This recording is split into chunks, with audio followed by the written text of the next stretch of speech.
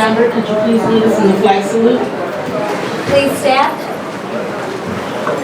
Place your right hand over your heart.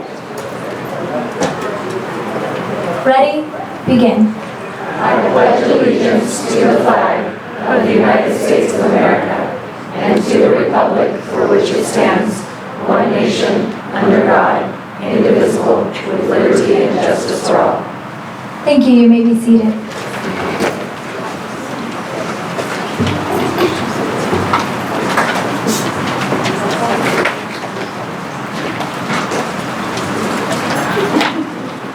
Okay, there was no action to be taken in the closed session. We will move to adopt the minutes of February 19th study session. Is there a motion and a second to adopt the minutes of February 19th board meeting? Okay, let's vote.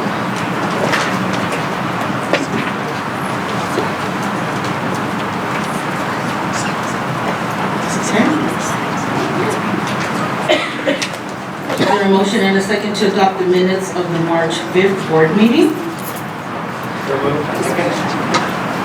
Let's vote.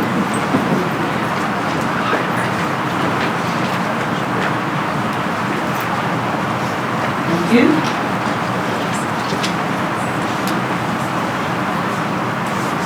Is there a second? Is there a motion and a second to adopt the minutes of the March 19th board meeting? Okay. Let's vote.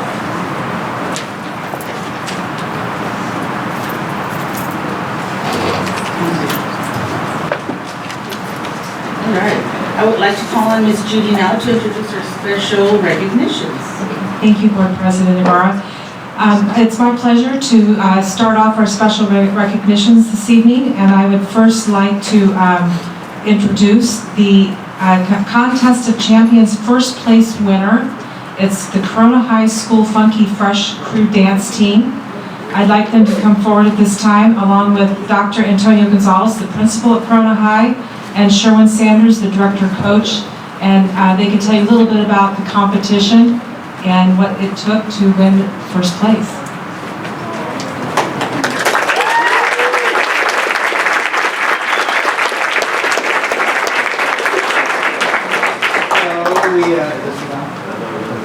So we again, sorry about that. Here we are again recognizing our students, so amazing. And once again, thank you for not just recognizing Corona High School, but all students throughout the entire district. It's an amazing district for many reasons, and the main reason is our students and the support we get from the board and from Calendar. So I'm going to shut up. I don't have a lot to say. I'm going to let Mr. Sanders do the speaking because he is our coach, and he's the reason why we are, I guess, national champions. So, Coach Sanders.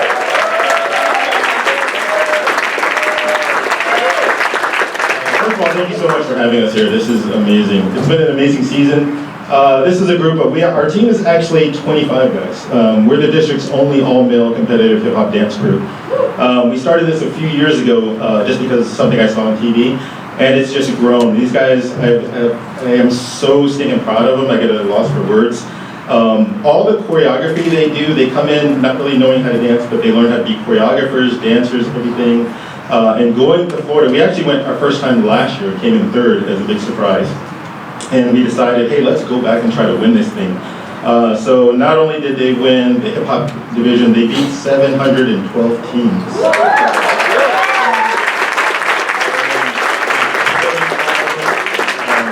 A lot of hard work. They're the bunch of craziest guys I think I've ever had to be around for an extended period of time. But they're an amazing crew. For all the schools that have invited us to come and perform at your school, Home Gardens, thank you guys so much. It really means a lot for us to really share our talent. I'm going to have one of the guys, he's our captain, Luis Quintero. Well, I just want to start off by thanking every one of you guys for being here, just allowing us to be here. And it's a really great blessing just to be a part of Contest of Champions. We went there, most of us are non-experienced dancers, and I think it's like 6 of us have never been on a competition team. And they just worked really hard to struggle, sweat, and tears, and it all paid off in the end. It was a lot of hard work. Like, we practiced like 2 times a day over there, but it all paid off, and it's a really great blessing to be able to dance with them, and I wouldn't have ever replaced every single one of them. So it's a great opportunity for the future, whoever wants to be a part of the team. It's a great opportunity to get yourself out there, out of your comfort zone, and to just meet a brotherhood. And yeah, just thank you. Yes, sir.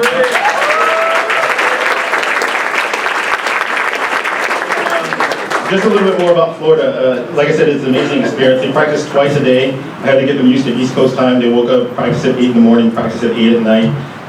But they came home with some amazing trophies. And we just want to share that time with you.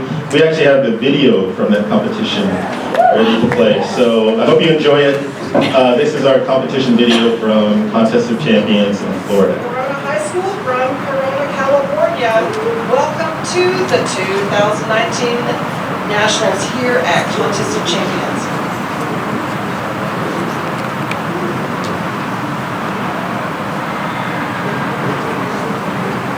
And welcome our first school day of the new year.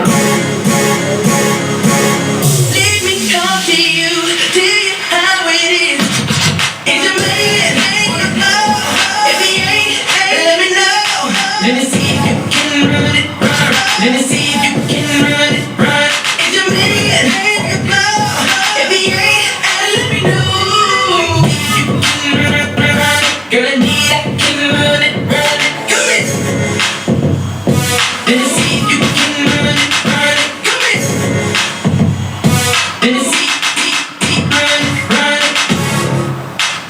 Auditions for the school play, Bad and Bougie, are being held after school today. Raindrop, drop top, smoking, no cooking, the hot pot. You know your bitch, yeah, that. Cooking up in the crock pot. We came from nothing to something. Hey, I don't try nobody, grip the trigger, nobody. Call up the gang and they come and get gang. Cry me a river, give you a tissue. It's bad and bullshit, bad. Cooking up with a ooze. My niggas is savage, ruthless. We got 30s and 100 rounds too.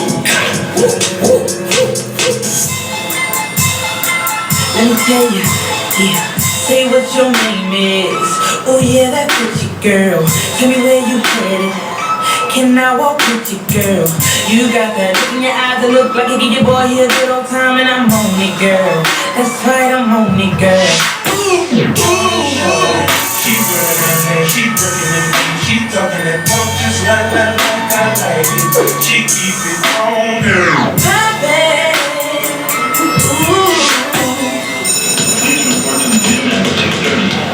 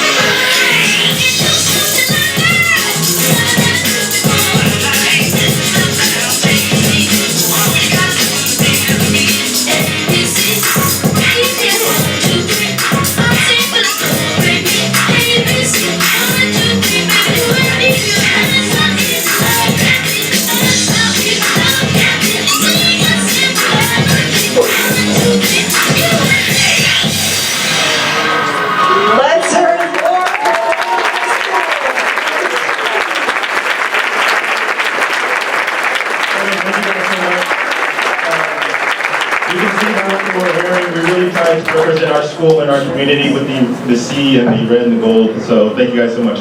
Hopefully we made you guys proud. On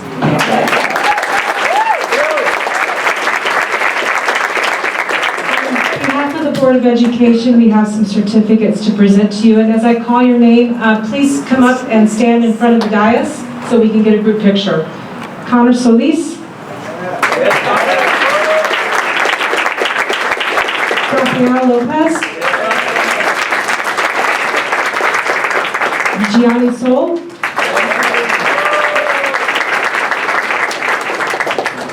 Kevin Nguyen. Luis Quintero. Alan Almaraz? Is it Jairo Guzman? And Joshua Rober?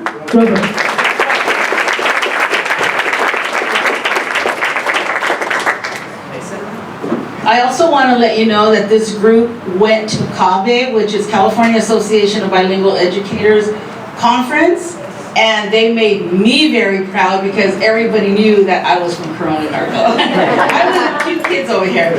So thank you so much for what you guys do and putting us on the map, even in Florida. Thank you.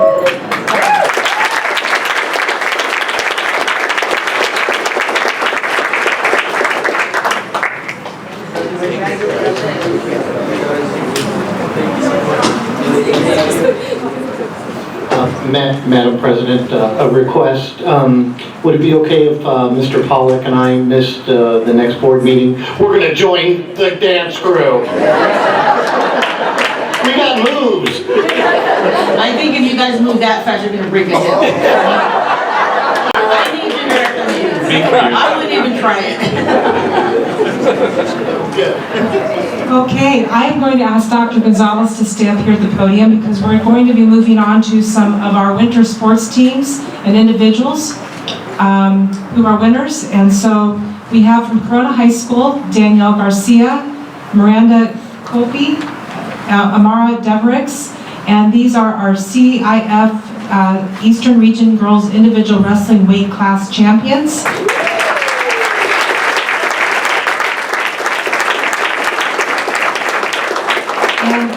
Danielle Garcia is the wrestling finals champion. So along with Dr. Garcia, I'd like to also introduce Jeffrey Stevens, Assistant Principal Athletics, and Jim Bowers, Head Coach.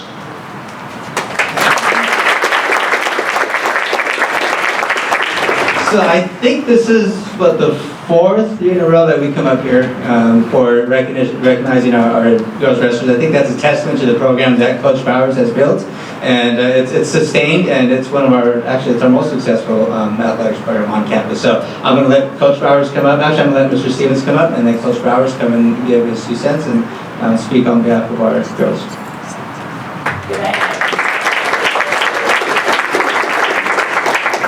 Taking over new this year, and everybody's talking about girls wrestling, which was new for me coming into athletics, and watching these girls wrestle was an absolute pleasure for me, watching them wrestle in finals over at Roosevelt High School, and then driving to Bakersfield and watching them all wrestle at the state finals was amazing.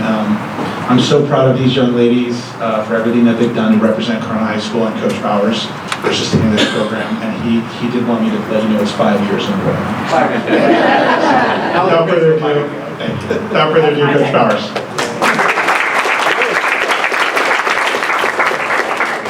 Well, I can never get enough of bragging about my girls up here year after year. So, but I have to first, say that they're the ones that make me look good. I don't really do anything except coach them. They actually go out there and do all the work, But more importantly, they're just a testament of what our program's about, and they keep it consistent. And these are good leaders as well. They're good student athletes or scholar athletes. And of course, the 2 seniors that are standing here as well, they both got pretty good scholarships, and they're going to be leaving us here at the end of the summer. So I'm very proud about that. But in addition to them being CIF regional champions and Danielle being a CIF finals champion, they're all 3 part of the California national team as well. And Miranda, right here to my right, took top 16 in the country this year, so she did real well. Amara, right here, my tall one here, she was actually slated to actually be an All-American in the finals for the Nationals, but she got injured her very first match. But I know she was disappointed, but she was still there, a good leader for us, and I'm very proud of her for all her accomplishments as well. She almost hit 60 wins this year, which is hard to do. We've only had 3 girls actually do it, and Danielle being our 3rd one here, which is right here. She actually took 3rd in the country this year, and like I said, those CIF championships and the regional championships were just our stepping stool to get where they got to go. But all three girls are part of the California national team, so it was not only good just for us to represent, our district and our school, but to represent our state of California. So I'm very proud of them.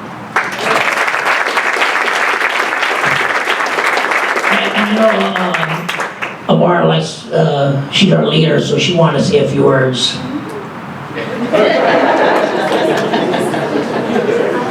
I didn't think he was going to follow through on that, but when I heard he was going to speak on behalf of us, I thought, I can speak for myself. But with that being said, I have so much respect for the coaches and the staff at Corona High School and in our district.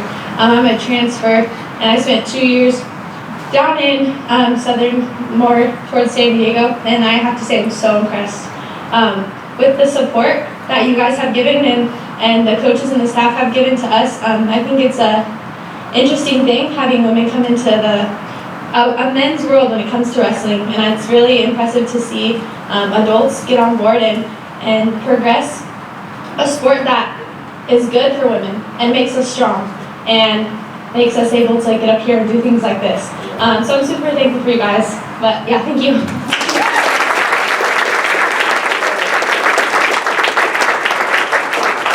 So on behalf of the board, we have certificates of recognition, and as you get your certificate, if you could come up in front of the dais for a photo, and we want our administration and coach to come forward also.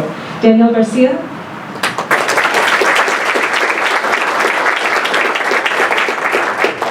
Miranda.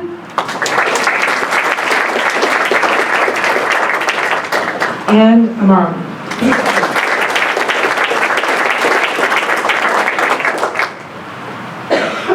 I just have one question. Do you guys hire out for bodyguards? Just in case we need it.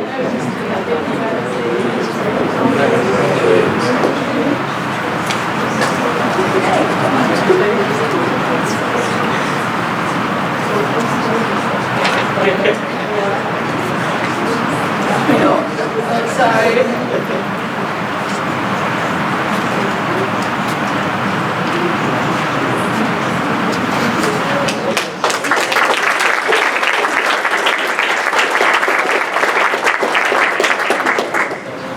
Thank you, Corona High. And now we move on to Centennial.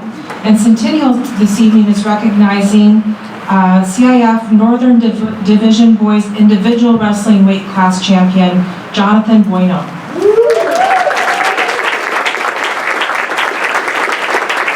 So here this evening we have the Centennial team, Dr. Alexis Barreal, and we also have Bill Gunn, Assistant Principal Athletic Director, as well as Randy Campbell, Head Coach.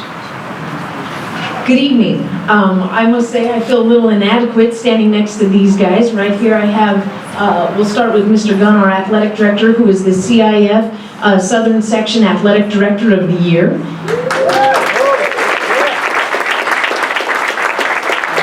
This is Coach Randy Campbell, the only wrestling coach that Centennial has ever known, and this year he achieved his 400th dual meet win, which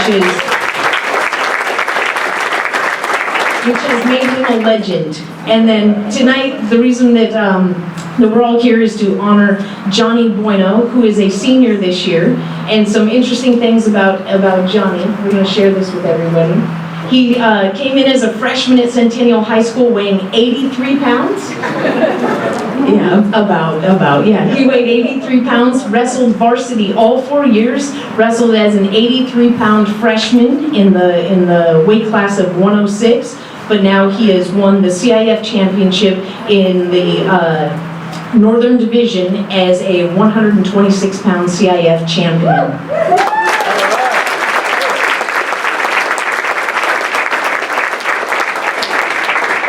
We'd like to thank you for recognizing all the hard work and amazing, the legacy that not only Coach Campbell leaves, but as well as the legacy that John is leaving with his leadership. So thank you very much for acknowledging him tonight. Thank you.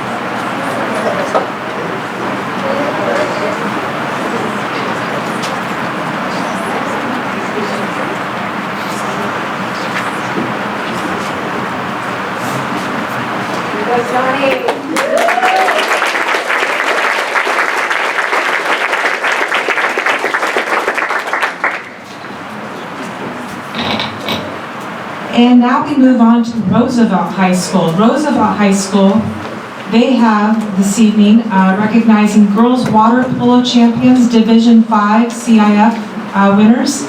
And at this time, I'd like to bring forward the water polo team, along with Principal Dr. Jeremy Boyes, Aaron Shires, Athletic Director, and Michael Mitchell, Head Coach. Good evening, everybody. Thank you so much for inviting us here tonight. It's awesome that you guys take the time to recognize the student athletes, not only from Roosevelt High School, but all the district schools. It is very, it's meaningful to us, and it means a lot to our student athletes that they get the opportunity to be here in front of you guys. I'm going to turn it over to Coach Tyler Hart. He's our boys water polo coach and our girls water polo coach. He has been at our school now for a few years, and this is his second CIF title. This one with the girls, the previous one was with the boys in 2016. Coach Tyler Hart.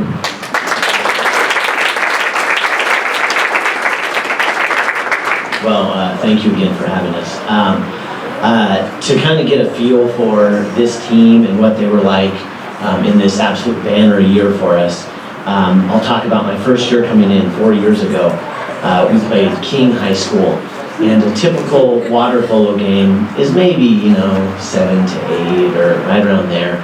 And King beat us 38-1. And so, flash forward a little bit, and this year we ended King's streak. We beat them 13-10.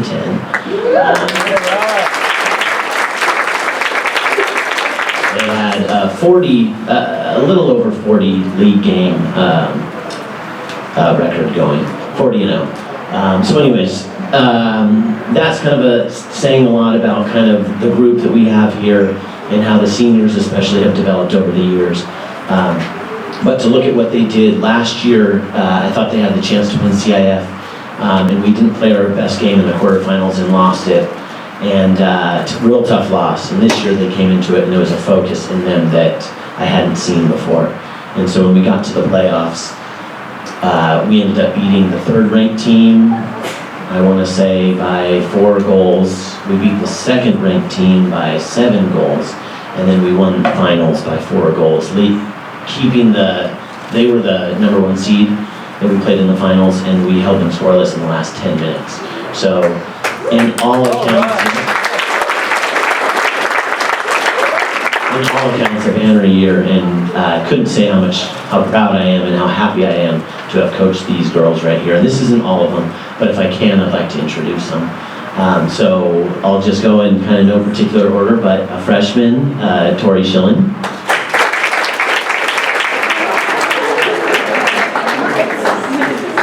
And then a freshman, Emily Payton.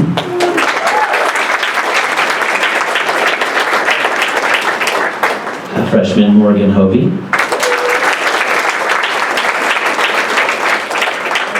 A sophomore, Lauren Loffelmacher. A junior, Kate Hovey.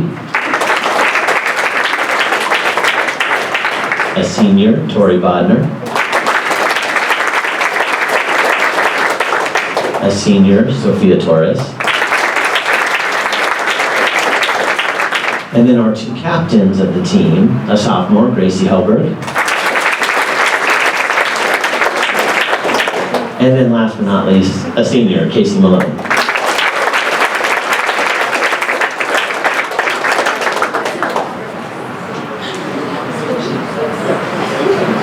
So we don't have any video of the girls in their water polo match.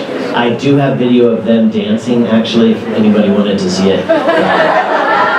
It's more of like a line dance they're doing. They do before their game, but yeah, we're not going to dance, sorry.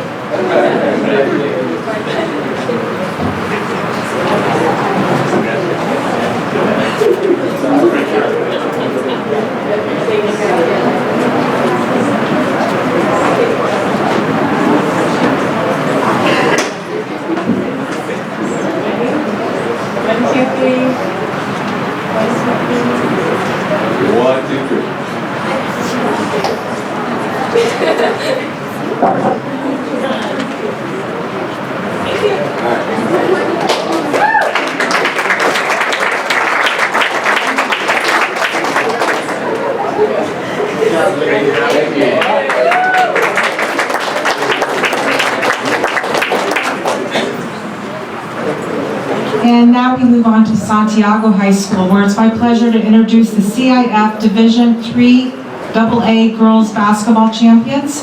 And here this evening, along with the players, is Principal Seth Bond, Athletic Director Steve Mitchell, and Head Coach Michael Mitchell.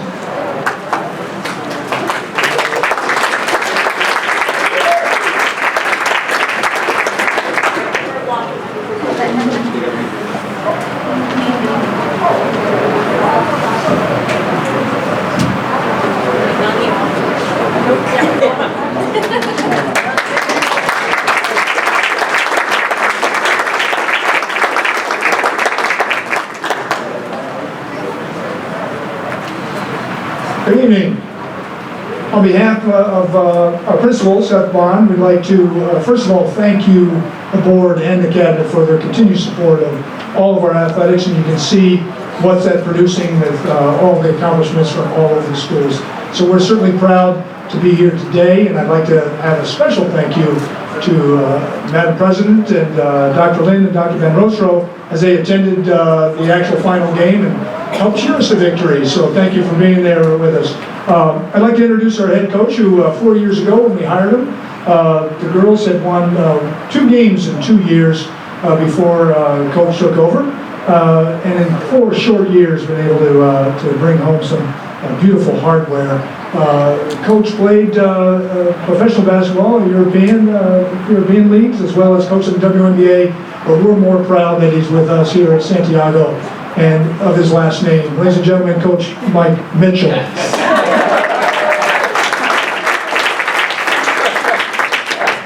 Thank you for that, my younger brother. First thing I want to say is I think we probably at Santiago probably have the best admin team that should have won. Yeah, our AD should have got an AD of the year. Right?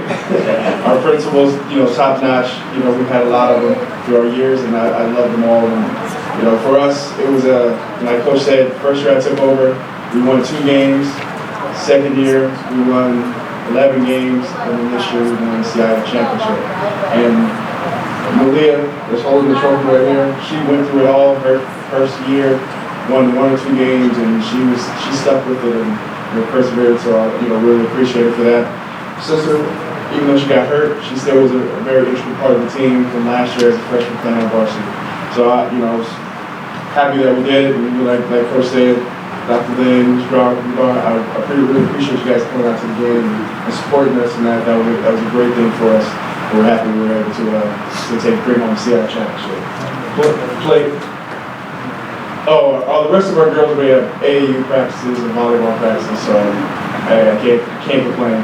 And also the craziest thing, like for us, my first year we took over, we were the all-academic team for the district, RCOE. Second year, we won the big, large school, all-academic. They introduced us at the Angel Stadium. And now, I didn't put it in because we won this thing right here. So, we're also doing both in the classroom and on the court. So, I'm happy about that.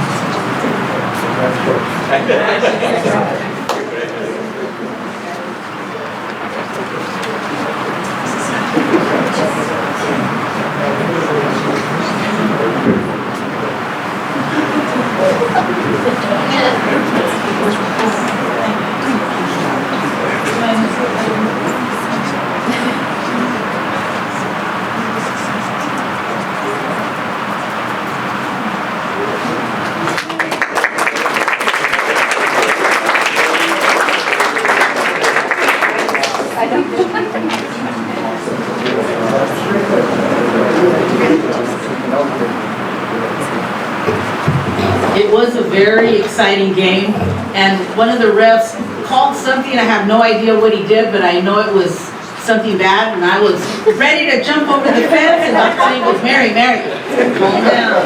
Take off your name badge if you're going to do that. But it was a very exciting game. Thank you. And moving on with our recognitions for this evening, we now have Lucha con Fuerza. It is a mentoring program brought to us by Home Gardens Academy. And recently they were recognized in Sacramento for the Golden Bell Award for this program. But for this evening, we would like to honor and recognize the mentors who work within this program. So at this time, I'd like the principal, Sabrina Casper, to come forward.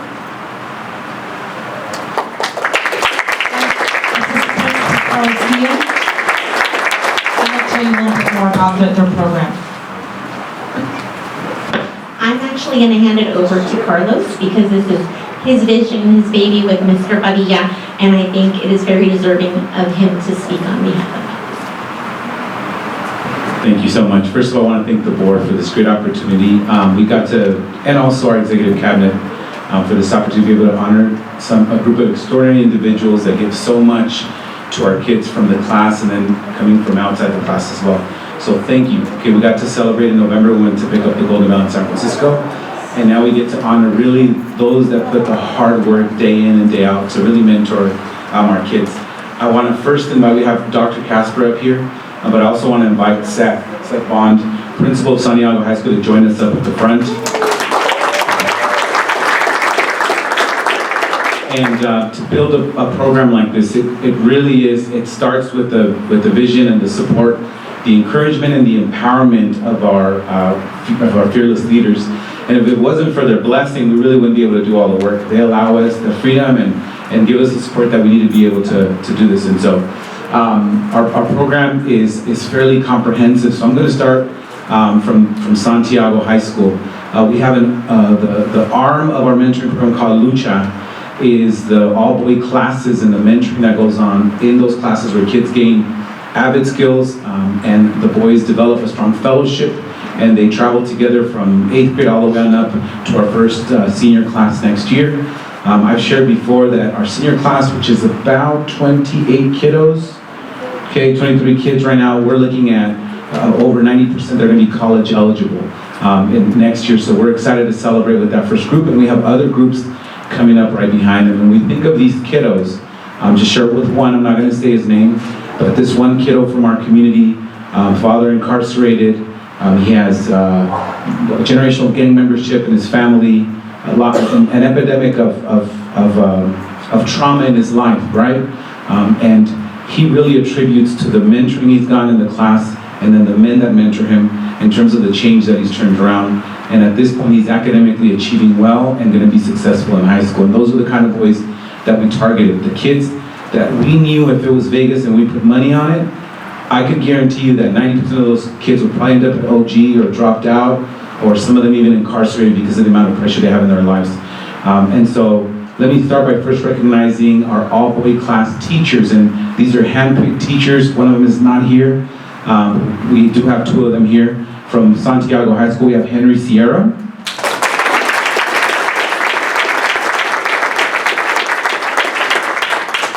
And Henry is instrumental in day in and day out having those kids gain those avid skills, having them believe in themselves, checking in on them, and making sure that they're academically successful, working with their teachers at the high school level. Let me also recognize, I think I'm going to leave him for the end, but Rodney Huss, he's not here, but he is our all-boys mentoring teacher at the middle school level. He couldn't be here today because of family issues, but again, he is in the class working with the boys, helping them be successful academically. At the high school level, we do have two college tutors. This is our female representation, throwing some estrogen and some mama bears into the mix, which you absolutely need. You always need some mama bear love in there. And so we have our two amazing high school tutors that hold these young men accountable, don't allow them to drop the ball, push them beyond belief, and I'm afraid of them because they are that good. So kudos to Clarissa Hernandez and to Alicia Florida.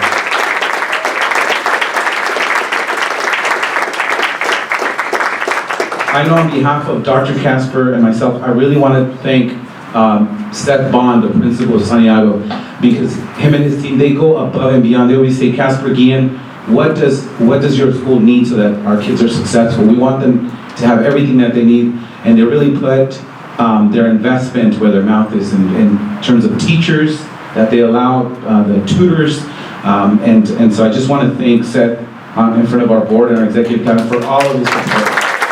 He is an amazing leader. And then finally, at the high school level, we have all of the boys in those classes, and they're going to be taken care of all the way through senior year. But a lot of these boys are missing father figures. That's the common link between all of them, just being honest. Okay? Some of them are lucky enough to have their mom. Some of them are being raised by their grandparents or an uncle or an aunt.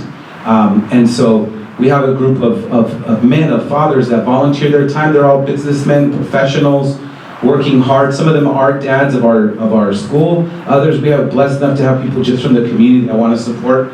And so these dads come in, mentor the boys, check in on them multiple times during the week and the month, have conversations one-on-one with them. And then also once a month, they organize a motivational activity for all of the boys in our middle school, bringing in motivational speaker, giving them food and pizza, barbecues. And so these dads go above and beyond. So let me have Larry Cacao.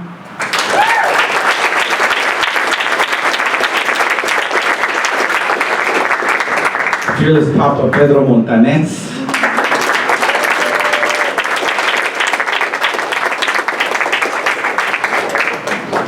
Jeff Herbst.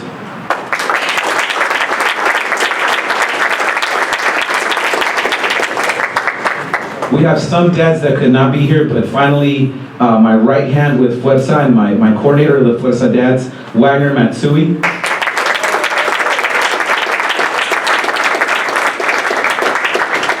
And then the final person I want to recognize is a man who, he's a teacher, a coach, Spanish teacher, avid coordinator at Santiago High School, an all-around individual who, on top of coordinating one of the largest avid programs, right? On top of that, running that already with his team, out of his own time, he goes above and beyond then to co-found and help us develop this program, getting mentors, working with our teachers, sending support down. This year, the one cool thing he added to our mentoring program is now our former alum that are working with him now as mentors in the high school are coming back to mentor and tutor our kinder students. So be on the lookout for that as we develop that program. But that is my right-hand man right there, Mr. Padilla. I want to thank him for everything that he's done.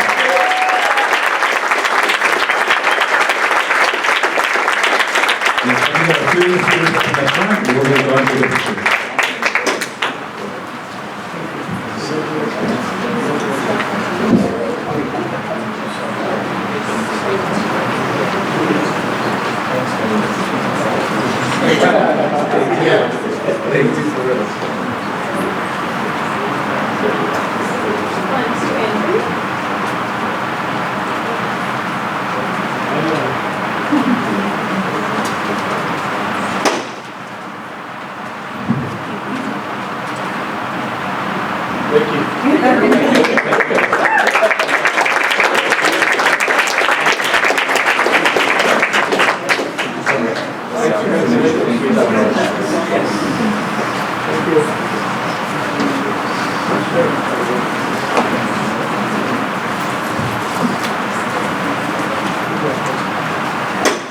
Our last recognition for this evening is our monthly Beyond the Classroom, where it's our opportunity to recognize an employee who we feel has been nominated doing above and beyond the classroom. So being recognized this evening comes to us from River Heights Intermediate, Gary Stewart, security attendant, and here this evening is Principal Terry Dudley and Assistant Principal Michelle Sanchez.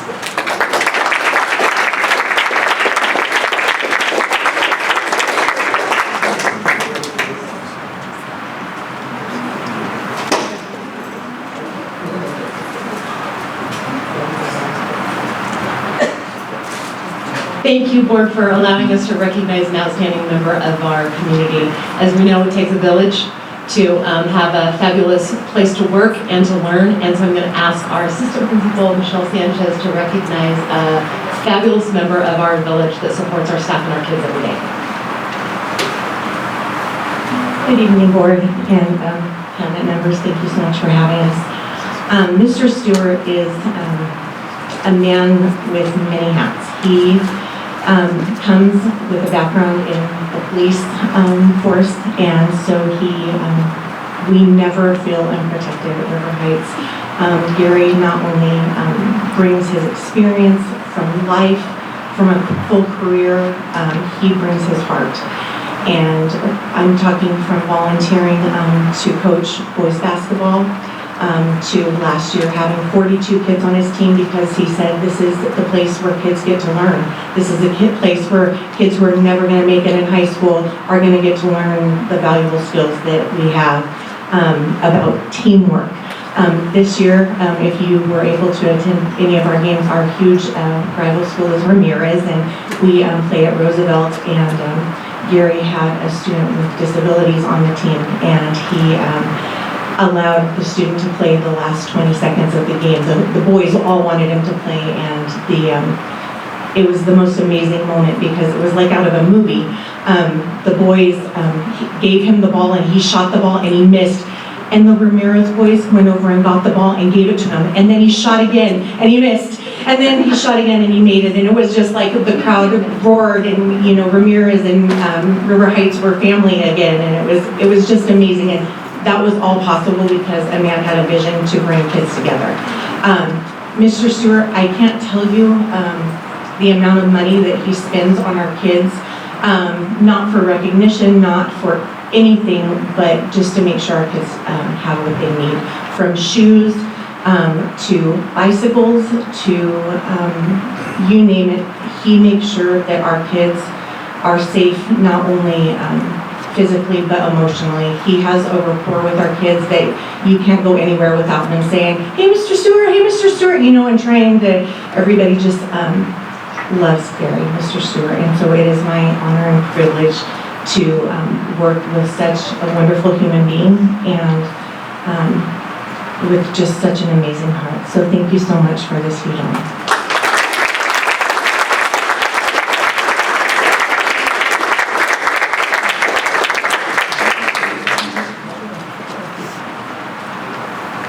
Sure, we'll just have to fly.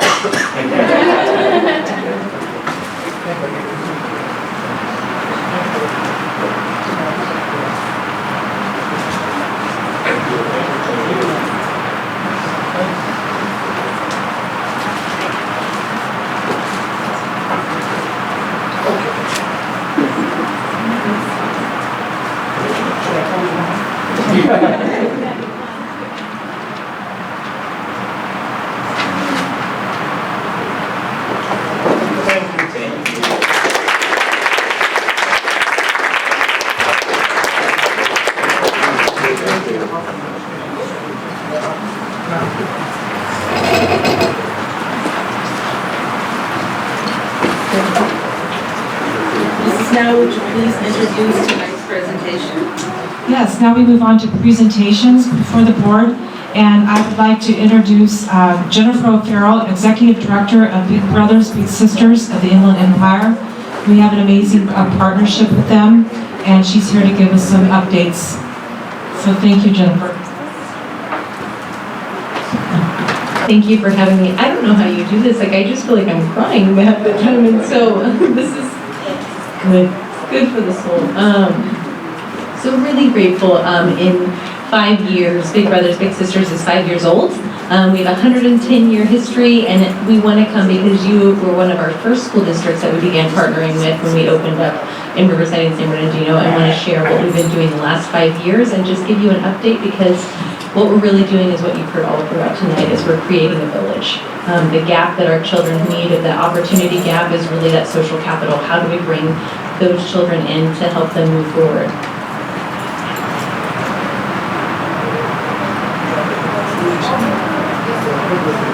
Thank you. So really looking at what is mentoring, and mentoring is a big bucket, more than just one person coming into a child's life, but it really is about human development. It's about developing a healthy long life. How are we looking long-term for our youth? How are we giving them access to knowledge, and how are we really looking? One of our missions is, how does every child leave our program after high school, post-high school, with the ability to have a decent living and able to care for not only themselves and their families? And so who are our kids currently? So a quick little snapshot, and I can send you this for your records, but really I think 2 things I want to notice is that 71% of the youth that we're serving, students that we're serving in the district, have been homeless or experienced homeless. Oh, beautiful, thank you. At some point or another. And the other is at 9%. Fought in World War II. The head track coach for 2 years, going undefeated, winning 2 national championships.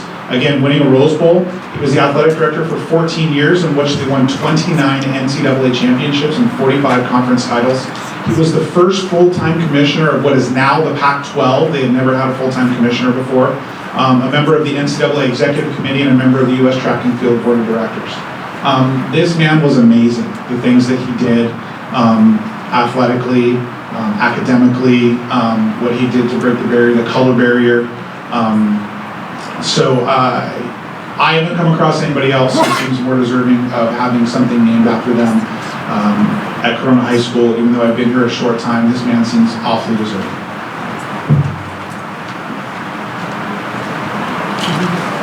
Again, this is something that we've been working on for a long time. I started the Corona History Association about 5 years ago, so that our past, the past of this region, Corona specifically, would not be forgotten. And, you know, I was just thinking of the people that we have named either a field after, that I either heard speak, either had as a teacher, and John Stallings, Letha Rainey, Jose Nino was my teacher, Dr. Ramirez was my merit badge counselor when I was a Boy Scout, Louis Vandermolen was on the school board. I mean, I had some interaction with so many of these people.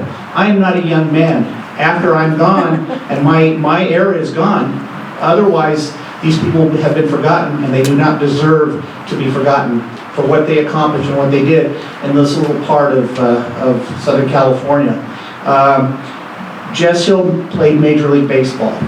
Right now, we've only had three students ever make it out of Corona High School, and right now Joe Kelly is playing for the Dodgers. It's incredible to get to play Major League Baseball. Jess Hill played Major League Baseball. And with his other accomplishments in college, sometimes we forget about that. I first started working on suggesting that this field be named for Jess Hill 2 principals before Dr. Gonzalez. So this is not something that has come around. And happily, I worked on the policy at one point of how we were going to name people in this district of ours. So I'm glad to see that the policy's in effect, working, and I really beseech you to give this good consideration, and I assure you this is a most deserving individual.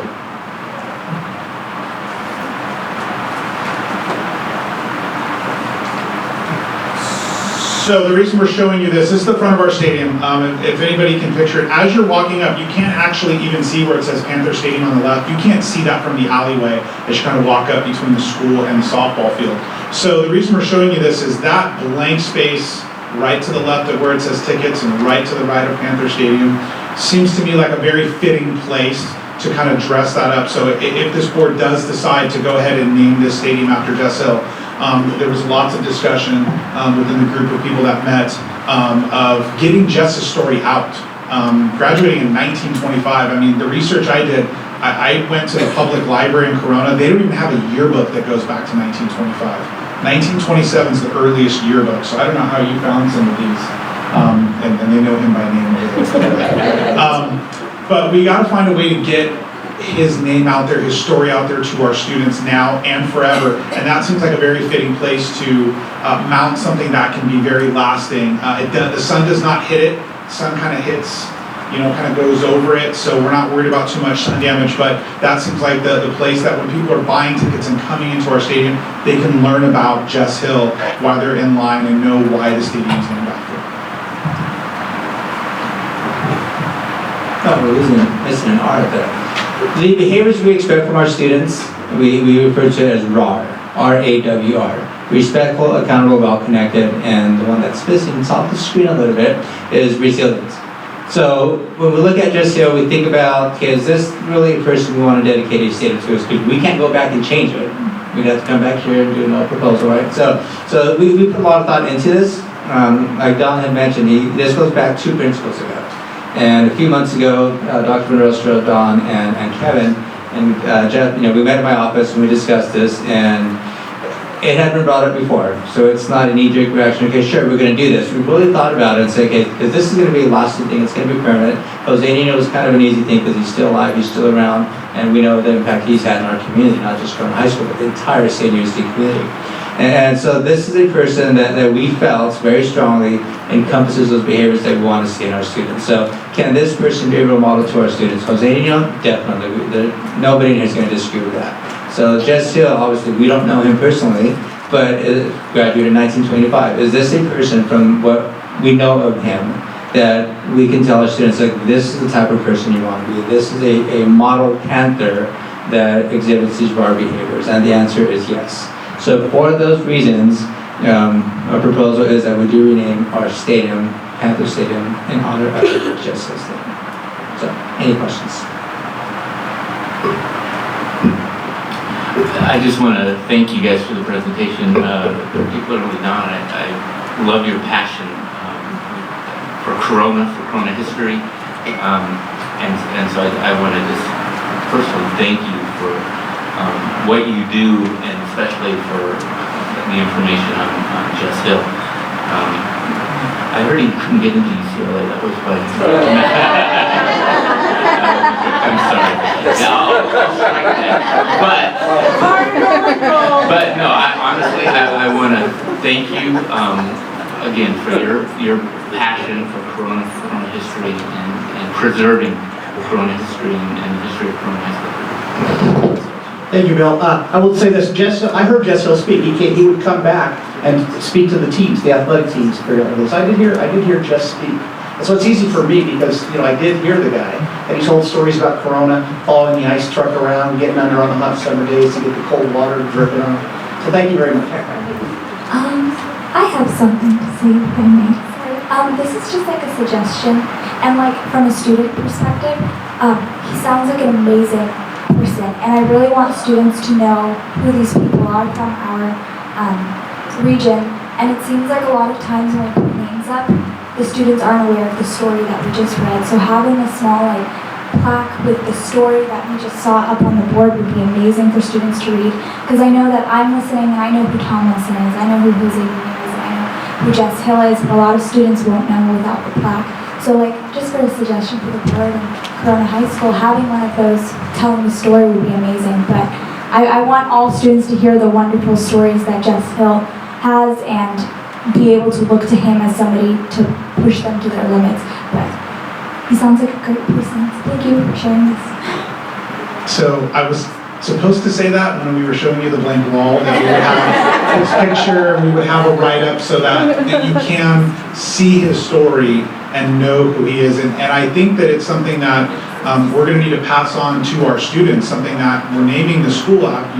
If the board decides to name the stadium after him, we need to get that story out to them, and not just in a big thing. I mean, it needs to be something that's talked about on the first day of school, and maybe even Jose Nino soon enough. So I do think from a student perspective, I think that's great. Thank you very much.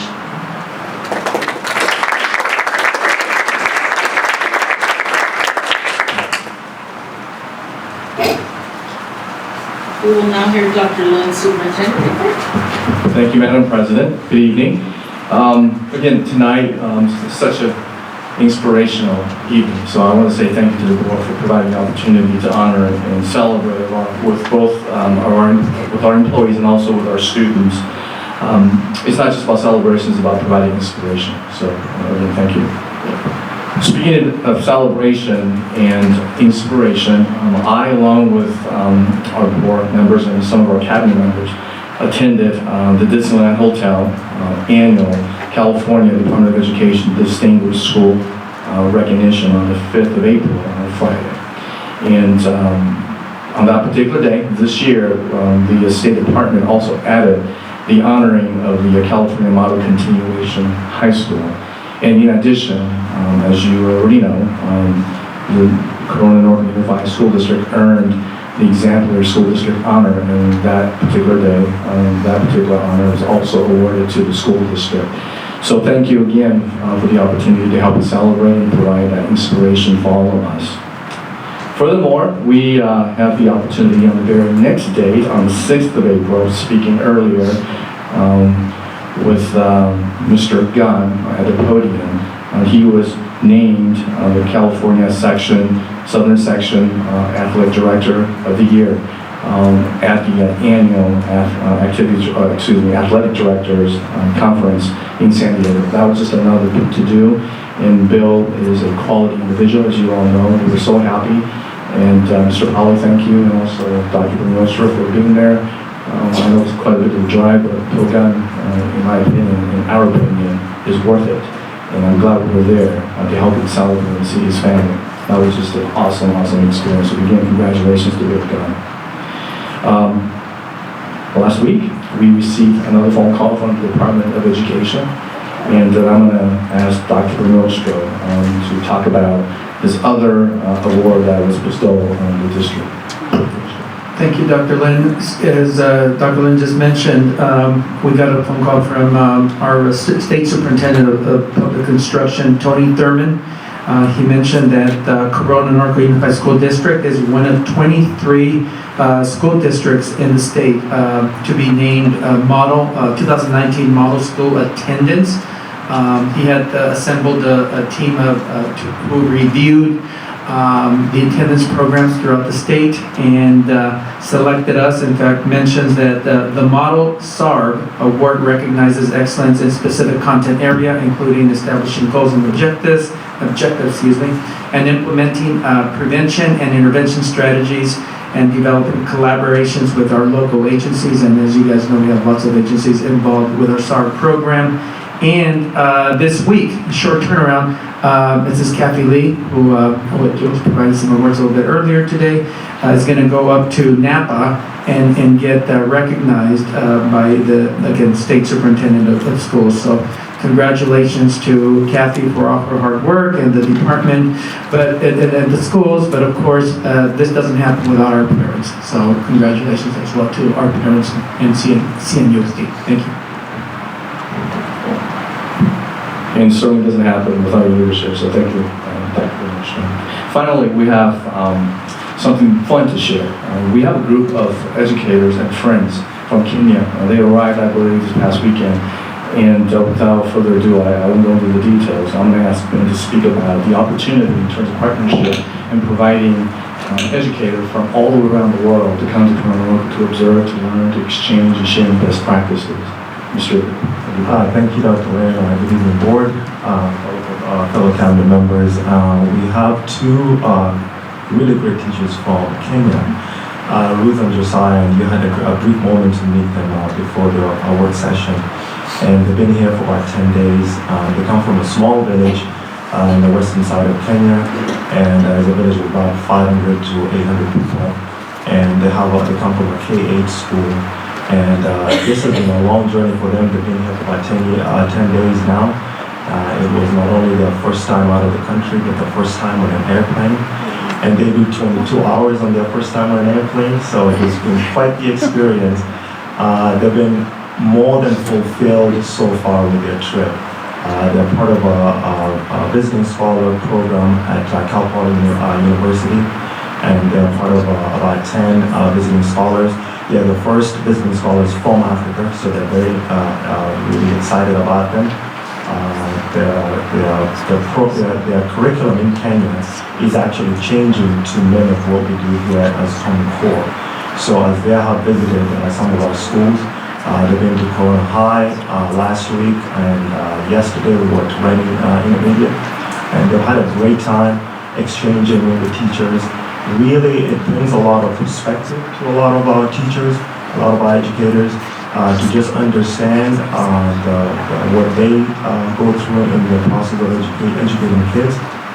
But in the long run, I think at the end of the days, what they talk about is kids are kids everywhere, and we have to educate all of the kids. And that's really just amazing to hear from all the teachers that have visited the classroom they've visited. And they look forward to visiting Home Garden this Friday, and we'd like to welcome anybody who can make it to Home Garden this Friday. They will be there for half the day. And again, I want to thank the board and Dr. Lin and Cabinet for allowing these teachers to visit our school district, which has a good tradition of sharing, and they're very grateful for the opportunity. Thank you, Dr. Thank you, Mr. Depot. And this concludes my report tonight. Thank you.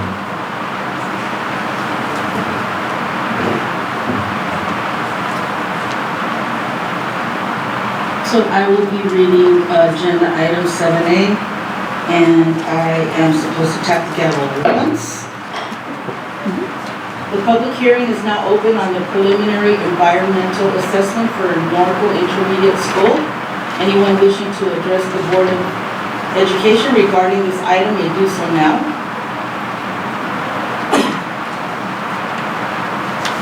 Okay. The public hearing on the preliminary environment assessment for Norco Intermediate is now closed.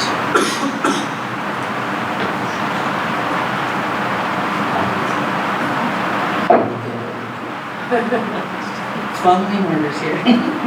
Okay, now, agenda item 7B.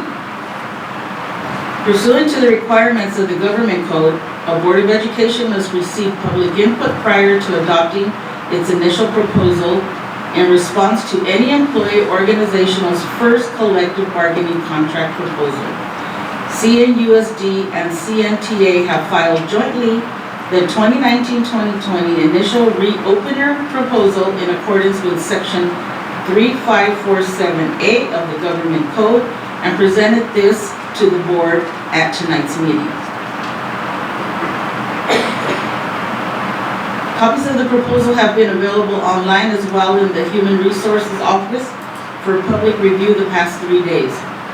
The review period culminates at this public hearing. Are there any members in the audience wishing to address the board on the 2019-2020 initial reopener proposal filed jointly by the district and the Corona Norco Teachers Association?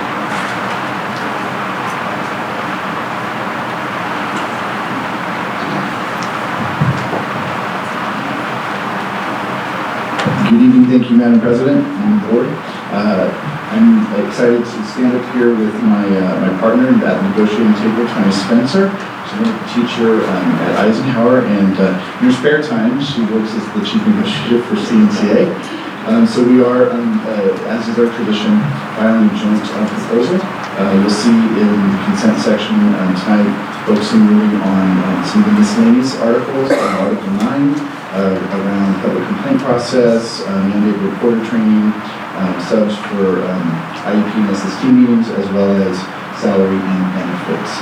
The district also would like to talk about hours of employment in Article 10. So I'll turn it over to Tony to give a little bit on the logistics of how it's different this year. We're very excited to start negotiations in May, and we're looking forward to continuing our interest-based process with the use of a facilitator this year. Like Glenn said, we're opening Article 9, which is the miscellaneous provisions, specifically looking at the complaint process, the mandated reporter,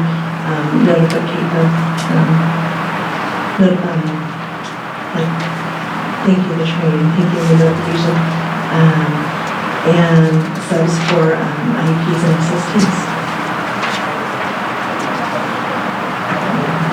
Thank you.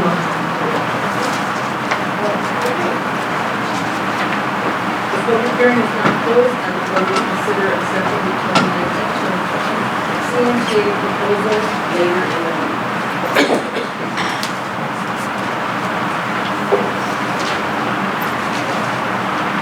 And we will hear the student board report. Thank you, Madam President. So today we had a very, very busy meeting, but I'm going to try to keep this very brief. So first off, we had the anti-vaping committee from the district come and speak to us, and they spoke on their anti-vaping campaign. So what they're going to do with the high schools is they're going to collab for Red Ribbon Week. They're going to host booths at certain events, bringing pamphlets and flyers and cards that say "chew food, not tobacco," those types of phrases. And the high schools will be promoting it on social media and throughout their campuses, and we will be reaching out to the anti-vape committee for guest speakers on certain occasions. That was very effective, and I'm glad we had it. Next up, and I already kind of spoke on this, Life Skills Prom will be May 3rd. The theme is Coral Kingdom, and it will be from 7 to 9 p.m. If any of the board members or cabinet members would like to be there, I can send you the invite. It's a very great event, and I don't want to bore you with the decoration details. That was mainly for us. Roosevelt just had their prom at the California Science Center. They sold 1,200 tickets. Norco also just had their prom this past Saturday at Seal Beach Country Club.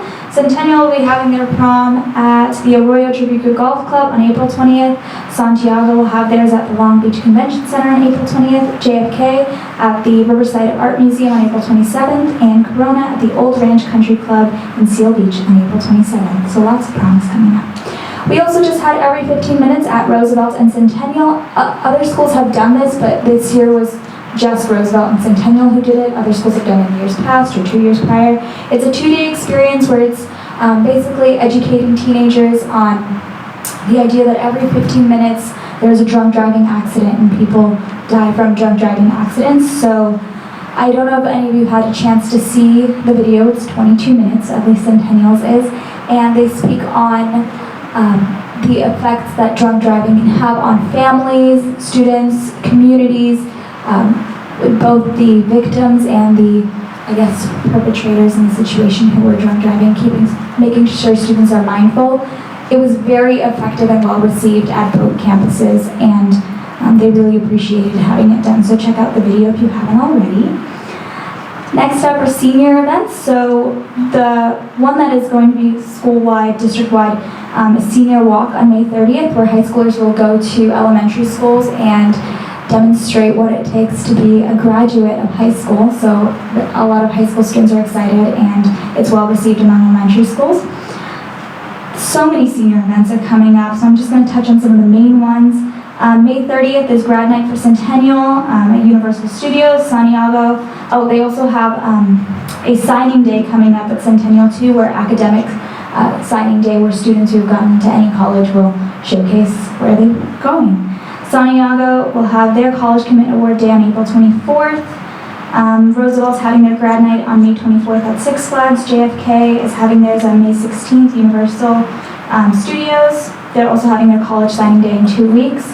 Norco will have their grad night at Universal Studios on May 30th, and Corona will have theirs on May 30th at Six Flags. A majority of our graduations are on June 4th, except for except for JFK, which is June 5th. Upcoming events, and these are just general events. So the Fellowship of Christian Athletes will be at Centennial. They're having an event called Activate, where they'll be doing giveaways. Santiago is having a BSA ceremony, which recognizes African American students for grades, scholarships, and college acceptances that they've received. That will be May 7th. JFK is having a day where they recognize seniors who have committed, and they're also having their final unity meeting, and that will be more of a celebration for the school. And finally, and these are events that you all can attend if you so please, there's a bumper bash with Santiago, 10 a.m. to 1 p.m. They requested that many people attend, please. They said please several times, so please. Centennial will have their Puente Cinco de Mayo celebration and car show on April 27th. Shrek the Musical will be at Centennial, it's a play. Eastville's having their Chamber of Commerce event at JFK, where the Chamber of Commerce recognizes all of these students who have had scholarships, college acceptances, sponsorships, just recognizing all of their great achievements. There's a Life Skills Talent Show coming up at Corona High School and Centennial High School. Some of the high schools recently had a leadership unity forum where the leadership clubs got together and discussed all of the different events happening on their campuses. And finally, the last meeting for our IDSC will be a Pass the Torch ceremony, where I'll be teaching next year's board member and next year's Corona High School Executive Board how to run their meetings. Oh, and then 2 more exciting things, sorry. So April 23rd, I just found this out today, so I'm very excited. April 23rd, Dr. Bell's over there, she knows what I'm talking about. April 23rd, at UCLA, Michelle Obama will be speaking, and Usher will be performing, and it's a very big event, it's very big. So 24 students from the district are going, and I'll be there, so I'll tell you guys about it after, but I'm excited. And students from Corona and Norco are going to great colleges, great scholarships.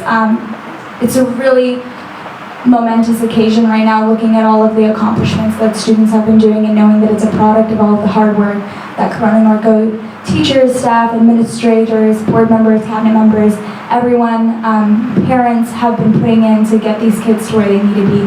And we thank you on behalf of all of the students from the bottom of our hearts. Thank you. That concludes my report.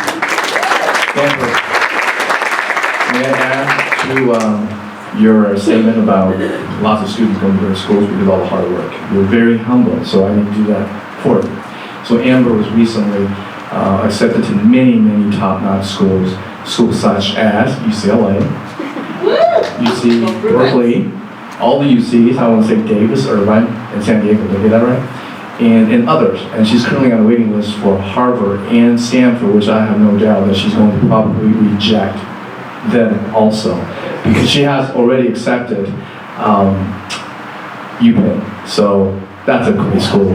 That's a great school. Congratulations. We're proud of you. Thank you, Corona Marco. I wouldn't be here without you guys.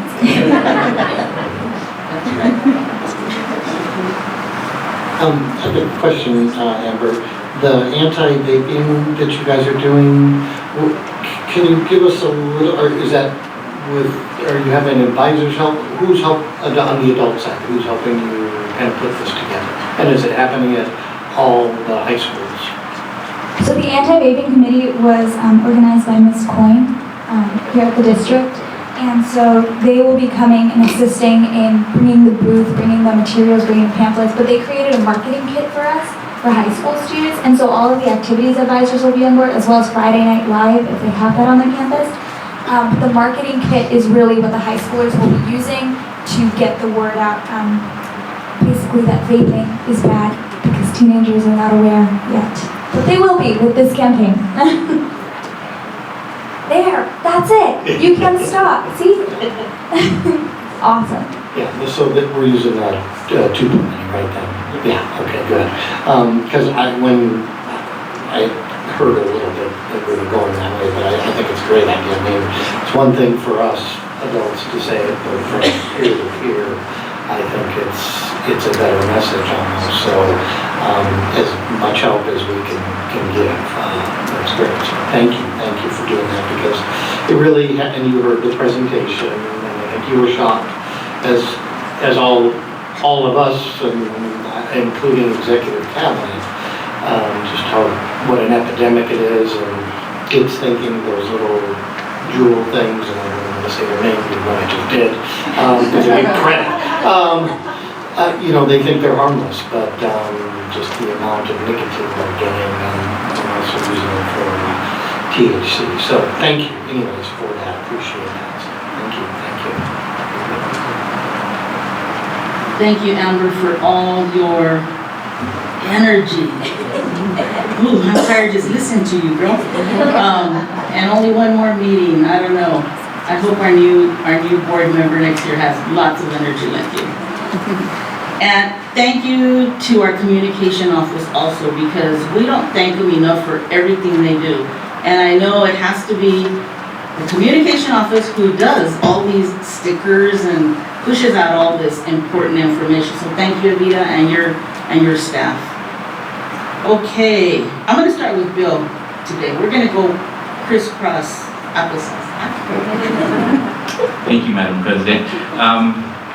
Dr. Lynn already alluded and mentioned some of the celebrations that we had the opportunity to attend.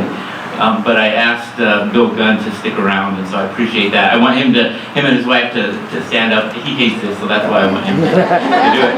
But Bill Gunn and his wife Christina, Athletic Director of the Year for Southern Section, which is how many schools? 600. And Coach Mitchell from Santiago mentioned some other great athletic directors, and he's absolutely right. Corona Norco is so fortunate to have the leadership and the athletic directors that we have. But I have to say that the mentoring that I think the majority of them get from Bill Gunn is that they would all admit to that. And so I just want to personally thank you for all you do. It's not an easy job, but as you saw the awards that our student athletes got, it's high profile, and they have a difficult job, and I just really want to thank you for all your hard work. Thank you.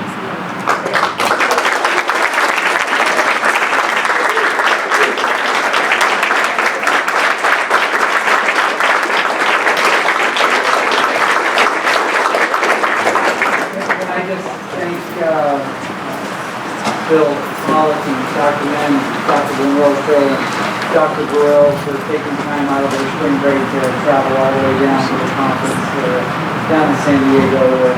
And I have the most amazing supportive wife to be able to do what we do for so many hours a week. And so I'm grateful for the opportunity to represent our district and do this right. Thank you. Okay, it was a busy month, great month, and besides the awards that Dr. Lindsay mentioned, we had a couple of surprise scholarships that a lot of us got to go. Southern California Edison awarded, I think out of 40, 2 of them were for Southern California. Santiago student Mecca, and Seth, you can help me with his last name. And yeah, I can't pronounce it. Okay. $40,000, and then Centennial Huma Khan, she got a $40,000 scholarship. So those were great. We really have some incredible students. It was great. Garrett's and I was able to attend the ribbon cutting ceremony for the new NPR facility that measured GG Health Fund. And then on a couple other things, it was great to see. April is Child Abuse Awareness Month, and it obviously is hitting really close to home for our district. And it was wonderful to see the support from CNUSD at the vigil, Hammerlight Vigil for Noah. So let's just remember to keep him in our thoughts and prayers. A couple other things real quick. On our agenda, I know at one time we had both CNTA and CSEA in the regular agenda, and they seem to have gotten moved to the public comment section. And I don't know why that is. I don't know if it'd be better if we could get them back into the regular agenda. The process, but maybe we could look into that. And then finally, lastly, I got a letter from a school, a class, and I gave everybody a copy, and I just wanted to bring this up. A class, second grade class from Foothill, and Mrs. Pollock's class they're studying Earth Day. April 22nd is Earth Day, and they are learning all about the environment. And a couple of the students brought up their lunch containers, and we're wondering about those and saving the earth. And so they asked me to bring it up. They wrote a nice letter, so I gave it to the cabinet. They really did the research. They talked to people at the school. They talked to the people at the cafeteria. I guess they use 400 trays a day, so about 2,000 trays per week, 8,000 trays per month. And it is potentially recyclable, I guess, but not fully. And the students went and asked the people in the cafeteria, and they said they throw them away. So I don't know if we could look into this. I thought it was I was very impressed by the students, and I need to have an answer for my constituents and my wife. So if we could kind of look into that and see the cost effectiveness or what we can do to save our environment for this Earth Day. Thank you. I saw the trays up here and I thought he was going to serve us dinner, but I guess not. Okay. So next we will go to Mrs. Maripin. Good evening. I had a busy time in between the last session that we had. During my vacation at the end of March, my husband, my neighbor, Mary, and Dr. Lynn, we all had the honor to go to Corona High School. Not only do they have a great athletic program, but they also have fantastic services for the students. We actually got to fly planes in the Aviation Center, and this program is phenomenal. These kids are getting an experience that will take them to immeasurable things in life for them. They're going to have a wonderful life, and most of them that we talk to want to become pilots of some sort or another, and they'll get there very quickly. So I was really impressed. We also visited the Automotive Center too. Mary's truck's over there waiting for her. But they've done a wonderful job. What I was really impressed is that the teacher is actually helping these kids secure jobs. So some of them need to have a job once they graduate, and he's helping them in that endeavor. We also saw the engineering section, and so I just wanted to point out that there are many schools out there in our district that do some wonderful things for the kids to help them go beyond high school, to make sure that they're career ready, and so I'm really proud of that. We also attended the pin ceremony where we honored all our teachers and the numbers of years. What was it, 10,000 years? 10,000 years of service to Corona. I was just so impressed with the 10-year pins and the 30 pins, and we had 4 honored that we had 40 years. 40 years to our district, so congratulations to them. We also went to the CABE, where we also honored our EL students and teachers and support personnel at the Riverside Convention Center, and again, very proud for us, for the Corona Norco constituents of that. And I have now completed my 3rd and 4th course in the Master's in Government. Dr. Lynn joined me this weekend, and so we talked about finances, which is appropriate, and we also talked about HR. So the one last course that we'll have in later this year. One last statement that I'd like to make is that my husband's mother passed Friday, and I just want to honor her because she also serves the schools. Not only did she send her children to public school, but she also served as a noontime yard duty supervisor at Rowan Elementary in East Los Angeles. So I just want to honor her for her service to the public education. Thank you.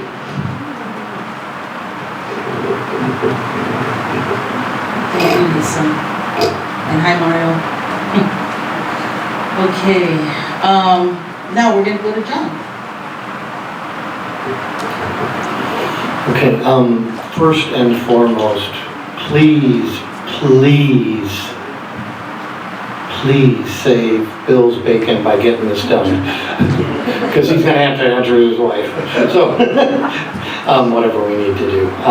And the kids are right. I mean, if there is another alternative, let's look at it. I mean, we know what our landfills look at. Doesn't mean there is, but definitely worth checking out. And a good example of that is, if you don't ask, you don't know, because as some of us recall some years back, we were throwing away the excess food that we had, and come to find out, we had been told that, no, that's what you have to do, you can't give it away. That wasn't true. And we've given away millions of pounds of food since. So it's worth the investigation. So I know Lisa talked about the pinning ceremony, but I'm going to touch on that real quick. That really is just a special time, because we have everyone who represents our kids in that room. It's not just teachers, it's not just front office staff, it's custodial, it's everyone who works for the district. And it was just, I was sitting next to Lisa, and as somebody who's worked for Riverside, I'm not trying to make anybody look bad, but I said, do they do anything like this? And she said, no, not really, not like this. And it was just so much fun. It was festive. People, even went home, told my wife, I said, they had like necklaces that lit up, they had crowns, and it just really speaks to, I think, we're not perfect, but people really like it here. And they know they're in a good, I think, safe place that people genuinely care about them. And I was going to hit on that anyway, but there's a point to my hitting on this. And one of our best friends is a teacher, I won't even say the school or anything, but was called in to HR last week, and actually met with Trish and Ben back there. And she was telling me, and she was kind of concerned because she's going to be moved to another school. Because of the credentials she holds, she can go to a higher level in special ed.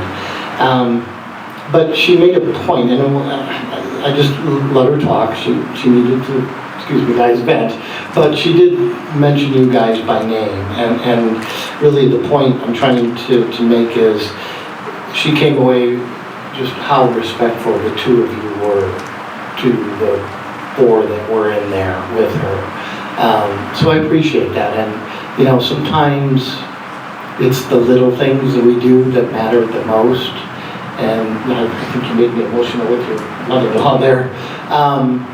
But we talked for about an hour and a half, and she said it multiple times. So I just want to truly thank you guys from the bottom of my heart for doing something that I know wasn't easy from your side. I get that. But you did it in a way that I think showed respect and quite frankly, love and caring for another human being. So with that on the end. So and it's just one of the things that makes this district so great, those little things. Thank you.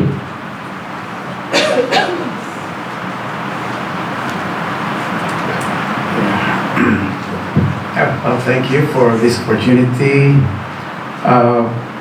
First of all, I'd like to congratulate Amber's gone. UPenn, and sometimes at this time of the year, when we talk about colleges and where they're going, scholarship, again, that's the time when you think about your own kids, right? And when you celebrate about USC and UCLA, I want to celebrate with Paula, because my two kids went to UCLA, graduated there, but I feel neglected because I'm from another Pac-12. I'm from the University of Washington. Nobody talks about UW here. Only UCLA and USC. Yeah. Well, okay. Well, my last 3 weeks was really busy as well. We went to Cabe. I saw Mary there. Congratulations, Mary, and Dr. Lin for being an honorary chairperson of the conference. That's really a big honor for a big statewide organization. But at Cabe, we did a couple of presentations. I usually bring my students to present. So I brought my doctoral students, and we presented a three-hour institute, 3-hour workshop on issues related to dual language immersion and so on. But more importantly, I also co-presented with teachers here from Corona Norco. We have the principal of Home Gardens and a couple of teachers, and including Dr. Simon, and we talked about the experiences of dual language immersion program in Home Gardens and how that program really works and encourages kids from diverse backgrounds to be successful. We actually did an actual research in that school, and we supported their findings of the school that parental involvement is really big in that part of our town, in Home Gardens. And that's also true when Carlos, the assistant vice principal, and the principal came this evening and talked about what do you call this program there? The Lucha program, which is making our Latino kids very successful, but that is also related to the CPAG, which is the Corona Norco Parents Group for our African American kids, who started with a 1.7 GPA at Santiago to 3.4. That's a successful parental involvement program as well. So our parents program are really working, and I hope that we can recognize that and sustain it, so all the parental involvement programs that we have in all the schools will become as successful as Home Gardens and Santiago, and I'm sure Corona High School also. I also went to the CBEST, where the successful bilingual programs are awarded, and there was congratulated Mary there. She was a former president, and it was a big event. 500, 1,000. Full convention center was full of people. Yeah, and they were honoring dual language programs from staff, paraprofessional, the students, the teachers, administrators, and that's really a big tribute to the dual language program in the Inland Empire. I also, let's see here. Oh, went to a couple of meetings in our school. One is related to employer relations, so the collaboration, all the cabinet people attended, the union leaders were there, and Dr. Lin, and we talked about how to sustain, engage collaboration in our school district. I thought that was a very successful meeting, very honest, and we established our norms on how to communicate with each other, and I think that will really pave the way for a very successful contract negotiations in this couple of months to establish that collaboration. The other meeting I attended with the fence. But so anyway, again, that's going to be May 2nd, Corona Founders Day event. And also I would like to invite the community, which I'm really not associated with, to the Cinco de Mayo Festival. The festival is the Cinco de Mayo Scholarship Committee raises funds that they give for scholarships for the kids throughout our district. So if you can make it to the Corona City Park on Saturday, May the 4th, I believe it starts at 10 or 11 o'clock, I encourage you to go to that as well. And again, thank you very much. I appreciate all of you. Next, I'd like to call Julie Langlois.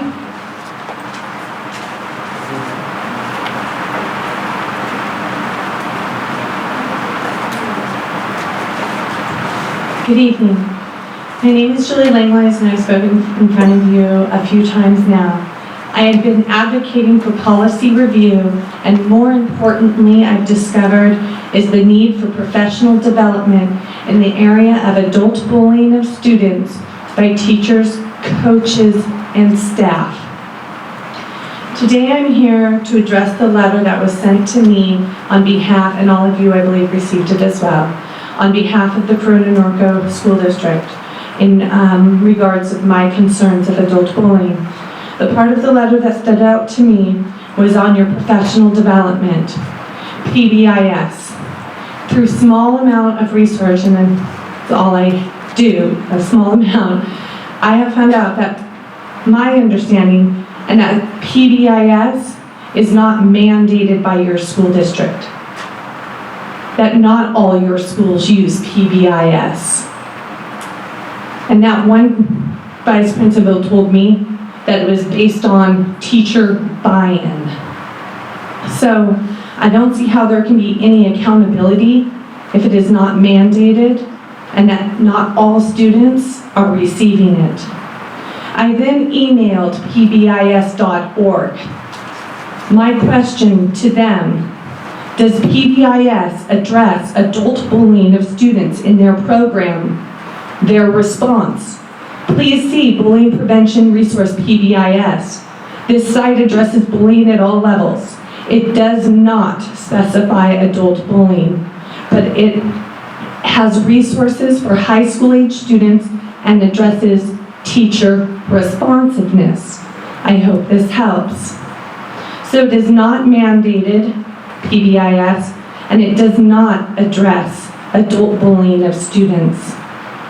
I have not seen any evidence in probably the year that I have been discussing this with the school district that you are doing any professional development in the area of adult bullying of students by teachers, coaches, or staff. My last question, because it tends to come up in every meeting I have with you or any phone call, is the associations. My question to the association, if there is any representatives in the room, do you have a problem with the school district doing professional development on the topic of adult bullying of students? My intention has been for the people in this room to do something about the adult bullying problems in your school. I do realize it is a very small percentage of adults, but the damage and the harm that it causes is incredibly great.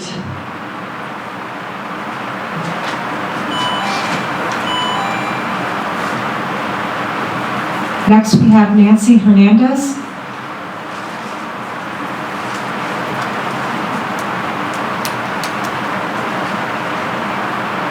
Good evening, trustees, Dr. Lin, cabinet ladies and gentlemen, and friends, because I know you guys are outside of this. So I prepared something for you. My name is Nancy Hernandez, and I am a proud parent of Jared, Ava, and Maximilian Hernandez, currently students of Corona Norco Unified School District. I want to thank you in advance for the support that the school board has and will continue to have in the Corona Norco Unified School District programs. I especially want to highlight how accomplished our programs are nationally. I specifically can attest to the wonderful impact it has provided in my own children's lives. I currently have a junior, Maximilian, at Santiago High School. Go Sharks. He has been blessed and privileged to be able to receive a quality, rigorous academic education while also being able to participate in what he loves, which is music. My children have been singing for as long as they've been talking, and you will probably see one of them singing the national anthem every month at some civic engagement, and usually it's at the crack of dawn. So, with that being said, it didn't come without a struggle when Max wanted to be part of, to have music at his electives at Santiago, given his course load. He had to make a case for why he would want both electives considering his academic workload.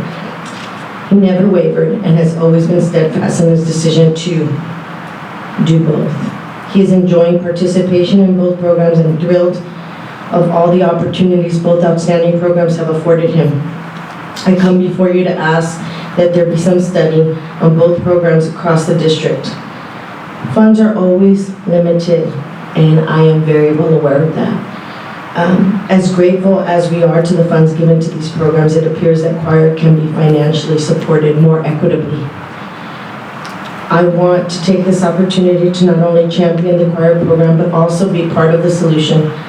I will never come before you and say and complain without offering my input as a stakeholder.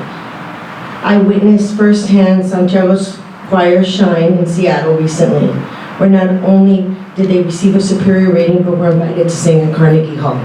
Yeah, I said it, so band and choir, just say it.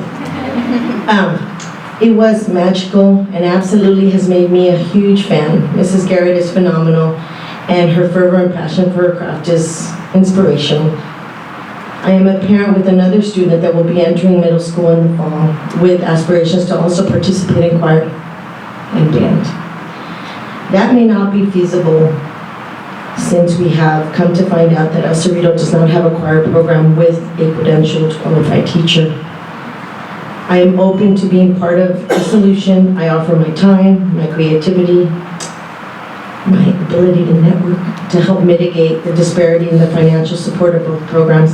I'm really appreciative of all you do always for Corona Norco Unified School District students. I am very proud. I'm a very proud CNUSD parent. I look forward to working with you all collaboratively because I know more can be done. I know we can do better. I'm also going to take this opportunity to give a shout out to the spring concert on May 1st, which I hope you guys all will show up to and have VIP seats and we'll take a selfie. Good night.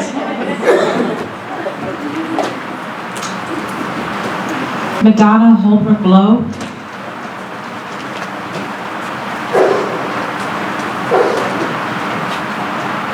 I need to get through this without crying because I know a lot of you know her story.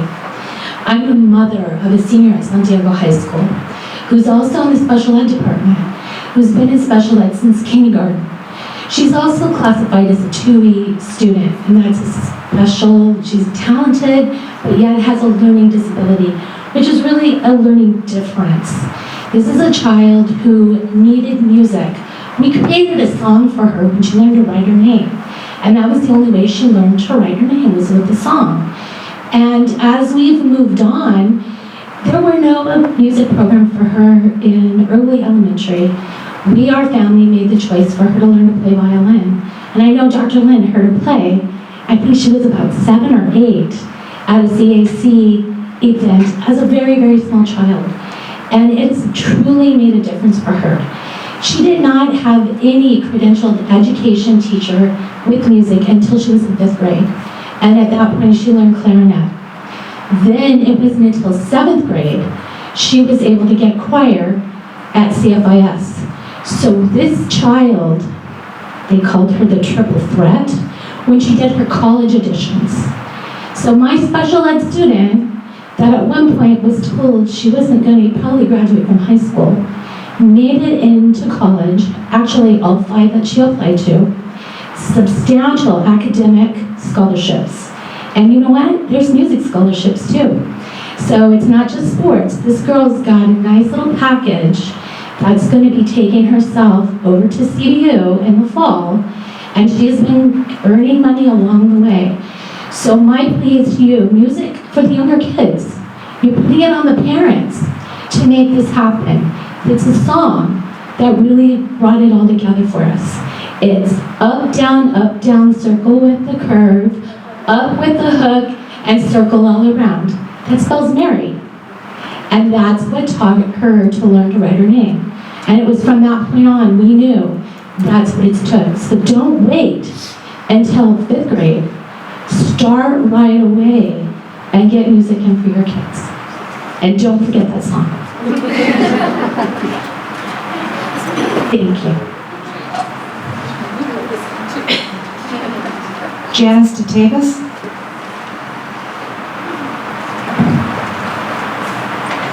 Hello, I come to you as a parent and a community member. My husband and I have lived in Corona for 22 years. We have 5 children who have they're either former students or current students at Corona, and they've blossomed in the school district. I come to you with concern for my youngest. My kids are spread apart in age. My oldest is 25 and my youngest is a first grader at Eisenhower Elementary.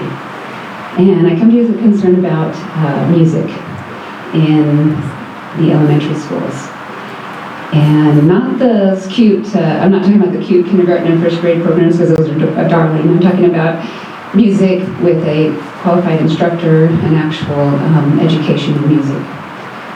Music is part of our culture, any culture across the world. It's a way to express ourselves and communicate. I can't emphasize enough my older boys who participated in different levels of music in our district. Some of my boys were in the junior high choirs. I've had a couple of boys that have been in Madrigal's choir at Santiago High School.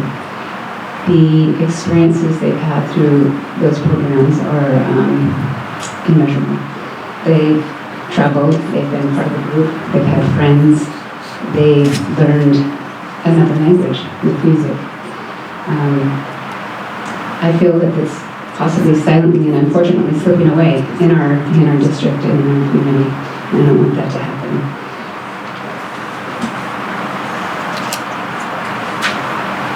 Some of the benefits of music education in our lives, anybody's life, is there are 10 things that can benefit us from this. Better health, improved cognitive functions, you can make new friends, builds confidence, trains is a discipline or a patience.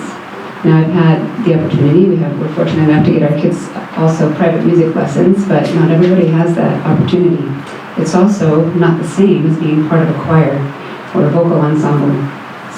This group that goes throughout our community and even visits special events and carols as Dickens carolers, things like that. The cohesiveness and the confidence and the community that the kids feel through that.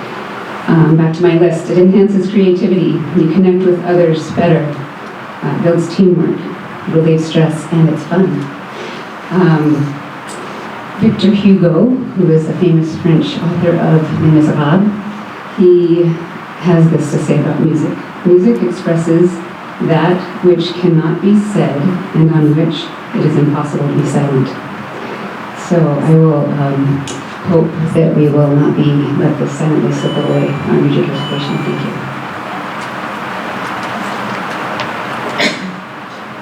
you. J. Brandon Hill.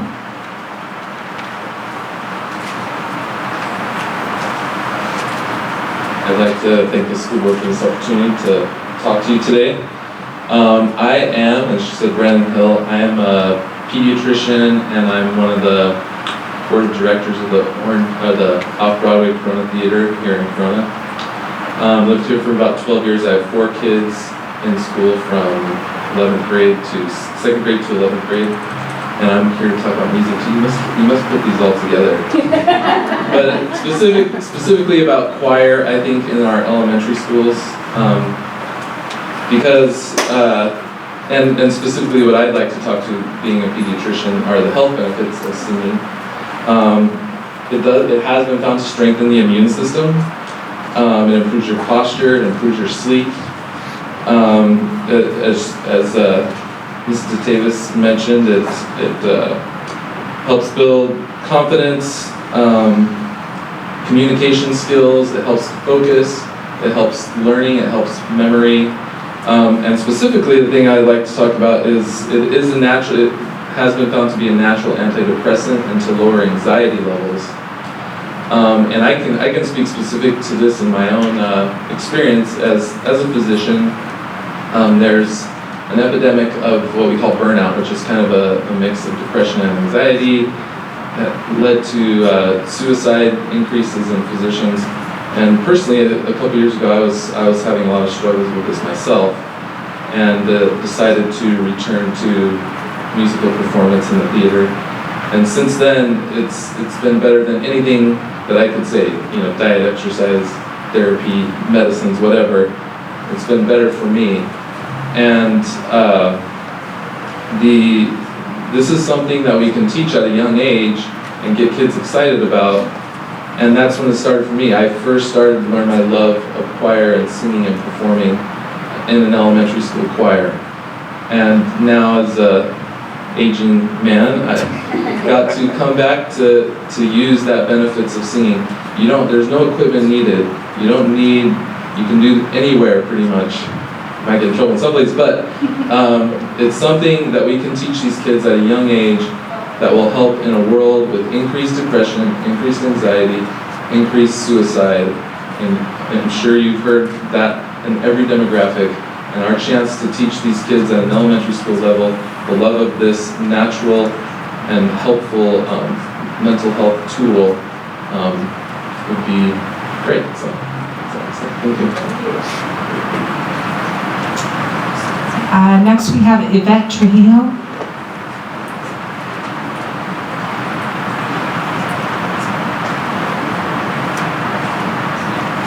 Thank you, Madam Chair and Board and Executive Committee. My name is Yvette Trujillo, and I'm an International Vice President with Amalgamated Transit Union, representing over 200,000 transit union workers within the United States and Canada. We also represent over 300 of these workers here at the Corona-Norco Unified School District Transportation Department. We wanted to bring to your attention some critical safety issues at hand within the Transportation Department. We've sent numerous letters to First Student to try to resolve them, and all have gone unanswered. The operators at the Norco Yard do not have access to clean restroom facilities. A porta potty is relied upon to serve over 150 employees daily, and there's actually 4 porta potties, but they do not have access to hot water there, and they're not kept in sanitary conditions, so they have to go back on the bus without having visited a restroom. Studies have shown that driving with a full bladder is comparable to driving drunk. We also have workers without shelter at this yard and protection from the extreme elements as storms or severe heat. Also, when it rains, some of the buses leak and the rainwater flows into the driver's compartment, causing an unsafe condition because the drivers are obviously distracted as water is dripping on their head, and we do have some videos to show this is happening. There are also other safety concerns within the maintenance department. We don't feel that we have enough mechanics to maintain the fleet that's currently being operated by First Student, which leads to corners being cut and putting the students and our drivers in danger. We want to work to fix these problems, but our concerns have not been addressed by First Student. We know that tonight it's going to be recommended that they retain the contract, and with that being done, we hope that the board will work with us, ensuring the safety of the students we transport and the safety of the workers that we represent.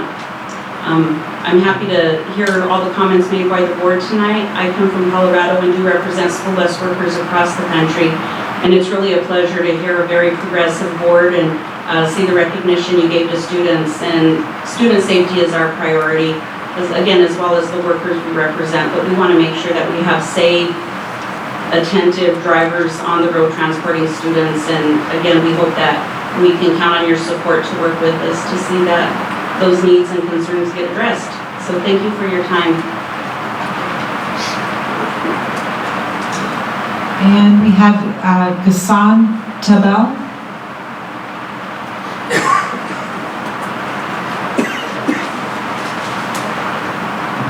Good evening. My name is Ghassan Tabel. I would like to thank you for the opportunity to speak about this very important topic. I, along with other parents in this room, are here to express our great concern and objection regarding California's sexual education and AB 329, along with other subsequent laws in an attempt to enforce instruction of quote-unquote sexual education, along with highly objectionable sexual material in public schools curricula in grades K through 12. Of special concern to us is the attempt to enforce this material onto our children without parents' knowledge and consent. The law purports that this highly objectionable material to be quote-unquote age appropriate. This is clearly false and misleading. Whatever the kid's age may be, grade 1 or 12, we argue that it is absolutely detrimental to expose our children to this toxic material regardless of age. The classroom is not a place for children to explore their gender identity, sexual orientation. And in fact, discussing such adult themes and material with innocent children would lead to confusion and self-doubt. And for this, for sure, the classroom is not the place to teach children how to have sex and the different ways they are encouraged to have sex. Such concepts and aspects of life are part of the person's growth and development that would evolve as the person evolves.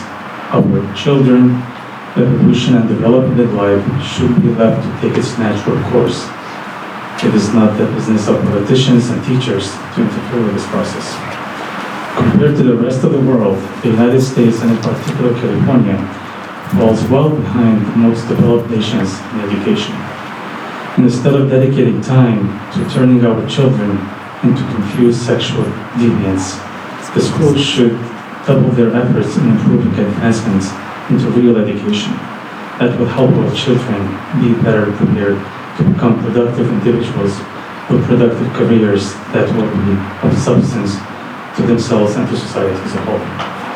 For this reason, we protest respectfully demand that the education that I mentioned above to be withheld as we deem it to be inappropriate, specifically material that pertains to gender identity and sexual orientation, as well as sexual material that our children are to be exposed to sometime around this time of the year next year. It is well, I appreciate your time to listen to this, and I hope this will be taken into serious consideration. Thank you very much. On behalf of the Board of Education, we thank you for your comments. Although the board will not respond to your concerns at this time, please be assured that all comments are taken seriously. And as I stated previously, a staff member will contact you or follow up with written communication.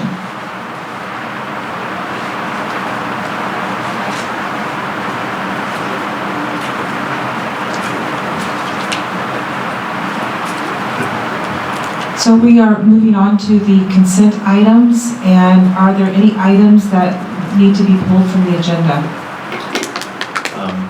Yes, I'd like to pull a few items, 14C, 17A, 17C, and 17D.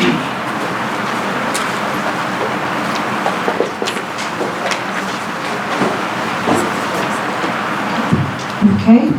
We will then move on to approving the consent items. Is there a motion from a board member? So moved. Second?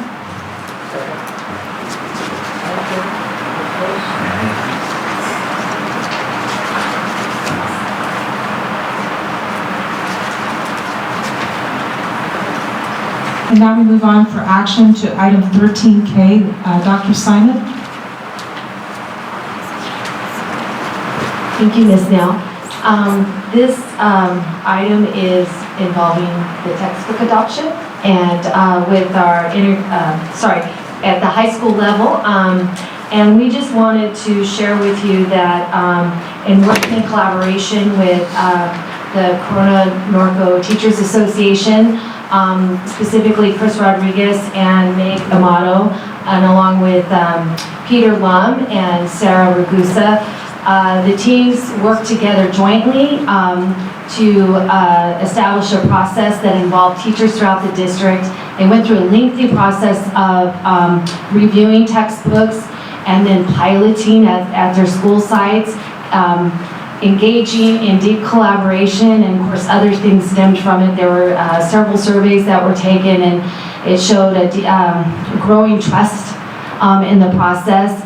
The teachers reached, they came to a time where they voted, and they reached to a decision of 82% vote, and that was with the Pearson and Vision integrated math. We were really pleased with the process.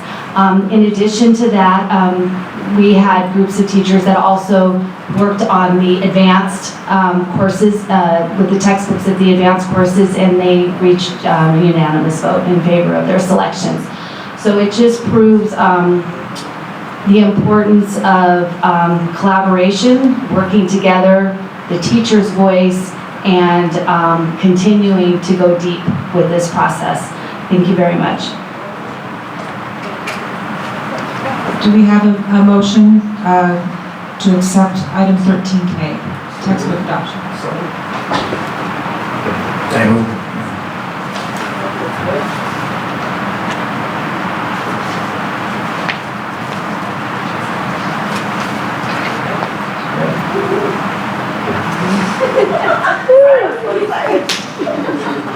There's celebration here.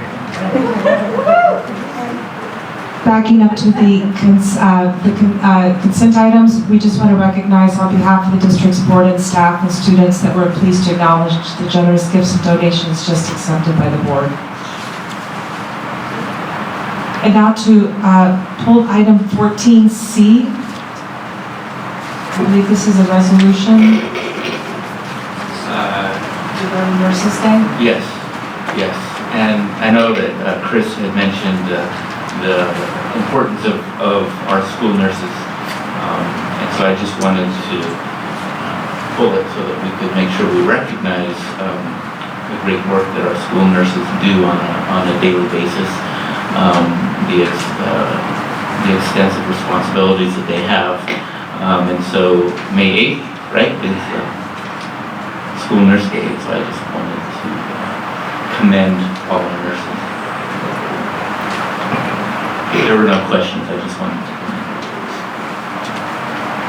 Do we have a motion to accept the resolution? Second.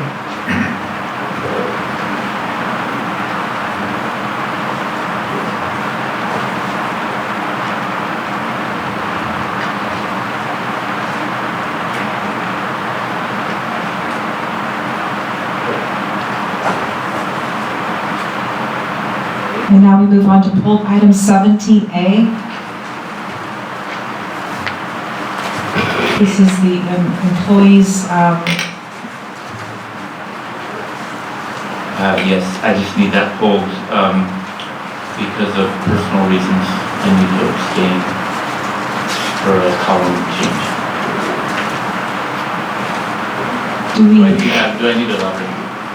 My wife is on that list, so I just, out of respect, I'm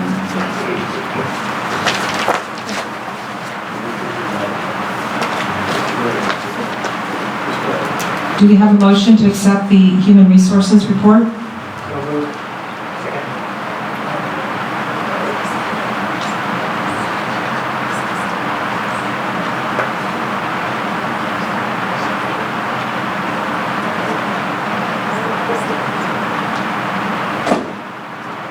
And now we move on to pulled item 17C. This is resolution number 79, recognition of classified employees week for the week of May 20th through the 24th. Again, I just wanted to acknowledge and thank our classified school employees and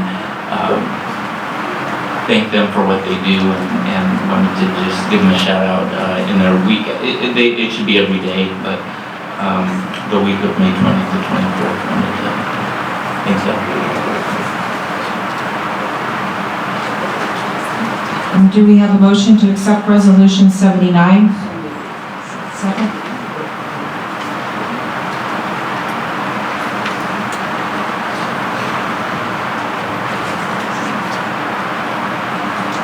And our last pulled item is 17D, resolution number 80, recognition day of the teacher, May 8th, 2019. Not to sound redundant, but again, our teachers are amazing. Again, it should be more than a day, it should be a whole year. But I wanted to thank the teachers for what they do on a daily basis and give them again a shout out to May 8th, Day of the Teacher. And do we have a motion to approve resolution number 80, recognition day of the teacher?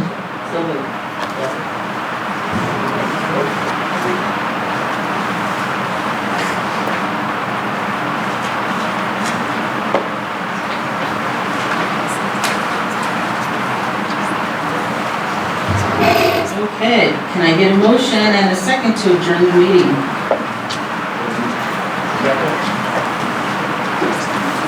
Oh, let's vote.